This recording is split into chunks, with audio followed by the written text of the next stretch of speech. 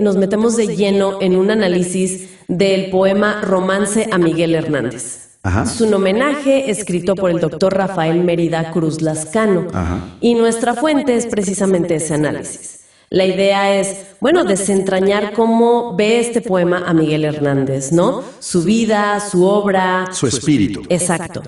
El análisis, fíjate, arranca fuerte. Señala la admiración personal del autor del poema, cito textual. Venero a Miguel Hernández a plena luz, lo recuerdo. Claro, eso de entrada ya marca un tono de mucho respeto. Y según el análisis, subraya algo clave. La conexión profunda de Hernández con sus raíces, con su tierra. Sí, y eso de la tierra, el análisis insiste en que no es solo un dato, ¿verdad? Para nada. Cuando se habla de su fotografía y tierra, o los campos y su olivo, o la hermosura de Orihuela, el análisis sugiere que el poema los usa como la fuente misma de su poesía, la base de todo. ¡Qué interesante! Y luego está esa metáfora.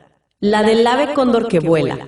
¿Cómo la lee el análisis? No es literal, supongo. No, claro. El análisis la ve como un símbolo muy potente de cómo Hernández, con su intelecto, su poesía, trascendió esos orígenes humildes de pastor. O sea, como que la poesía le dio alas. Exacto, una especie de libertad intelectual que va a ser un tema constante. Y hablando de la poesía en sí, ¿qué dice el análisis sobre cómo la concibe el poema?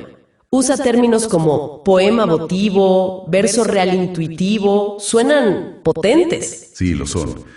Lo que el análisis destaca ahí es una visión casi mística, diría yo. Al llamarla poema votivo, es como una ofrenda, algo sagrado.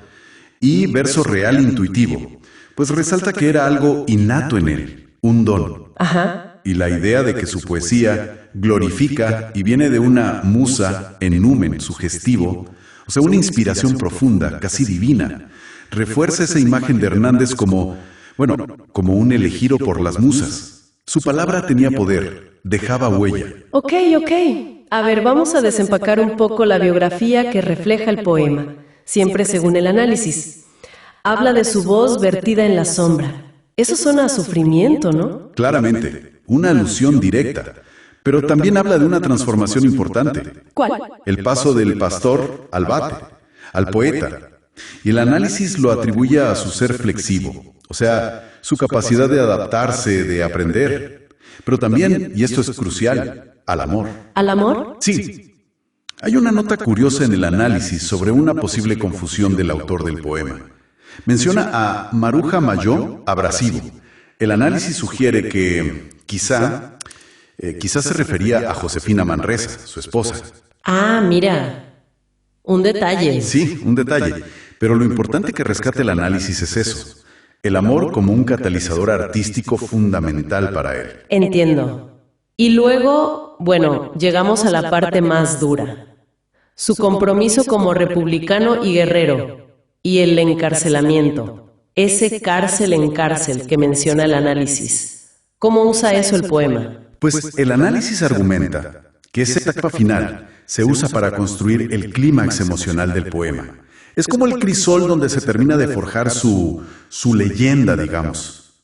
Claro. Y la mención de las nanas de la cebolla que escribió para su hijo desde la cárcel, en un momento aflictivo tremendo, se presenta como el símbolo máximo de su genio.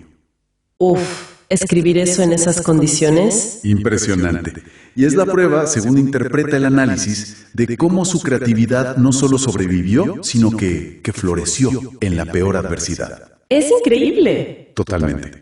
Y esto, claro, nos lleva a preguntar, el análisis lo deja ahí flotando, sobre la creación artística frente a la opresión, ¿no? Sí, la adversidad como motor. Podría ser. El análisis de este poema sobre Hernández parece sugerir que sí, al menos en su caso. Y aquí viene lo más interesante, creo. La paradoja final que resalta el análisis. El poema sugiere que el carcelero, que, indirectamente causó su muerte, lo convirtió en un hombre siempre vivo. Exacto. ¿Qué significa eso entonces, según la lectura del doctor Cruz Lascano? Pues la conclusión del análisis es que el poema mismo es un acto de inmortalización. Argumenta que, irónicamente, al quitarle la vida física, Sus captores aseguraron su vida eterna a través de su obra. ¡Wow! La poesía lo rescata de la muerte, lo instala en la memoria para siempre. Entonces, en resumen, el análisis ve este romance como un tributo muy sentido, muy poderoso. Exactamente. Un tributo que, según este análisis, lo retrata como, como poeta de la tierra, poeta del pueblo, pero también como un luchador por el amor, por la justicia, y cuyo espíritu, que vive en sus versos, trasciende la cárcel y la muerte. Su poesía es su victoria final, digamos. Esa es la idea central del análisis, sí. Y para cerrar, una reflexión que nos deja este análisis. Nos muestra cómo este poema transforma la tragedia de Hernández en un símbolo de inmortalidad artística. Y nos hace pensar, ¿no?, que otros creadores, frente a la adversidad más extrema, lograron algo parecido. Dejar una obra que los mantiene vivos, vibrantes, mucho después de irse. Ahí queda la pregunta.